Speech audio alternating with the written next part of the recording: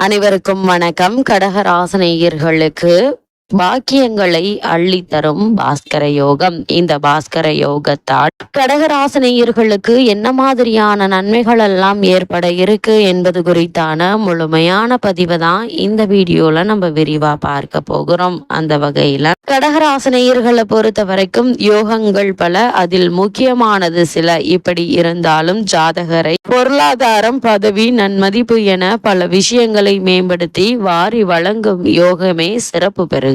சூரியன் என்ற ஆத்மகாரகனை மையப்படுத்தி வரக்கூடிய யோகம் என்றும், ஆத்மகாரகன் என்று சொல்லக்கூடிய சூரியன் தனித்தன்மையாக இருக்கும் யோகம் இதுவே. சூரியனுக்கு உதயன், ரவி, பகலவன், ராஜா, அசோகன், ஆதவன், ஆதித்யன், அருணன், வேந்தன், பரிதி, ஞாயிறு, அரிமா, கதிரவன், கோவன், கோ, அக்னி என இன்னும் பல நாமங்களுடன் இருந்து ஆத்மாவை மில்லறச் செய்பவன் சூரியனே.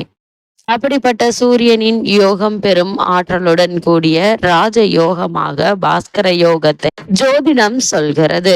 இந்த பாஸ்கர யோகம் அப்படின்னா என்ன என்று பார்க்கும்போது, சூரியன் நின்ற பாவகத்திற்கு 12ஆம் பாவகத்தில் சந்திரனும் 2ஆம் பாவகத்தில் புதனும் இருக்க வேண்டும். மேலும் சந்திரனுக்கு கேந்திரங்கள் என சொல்லக்கூடிய லக்ன பாவம் 1, சுகஸ்தானம் பாவகம் 4, களத்திரஸ்தானம் என்ற பாவகத்தில் 7, கர்மஸ்தானம் என்ற பாவகத்தில் 10 வியாழன் என்றிருப்பதும், சந்திரனுக்கு திரிகோணங்கள் என சொல்லக்கூடிய லக்ன பாவம் 1, பூர்வ புண்ணிய பாவகம் 5, பாக்கிய பாவகம் 9 வியாழன் இருப்பதும் பாஸ்கர யோகமாகும்.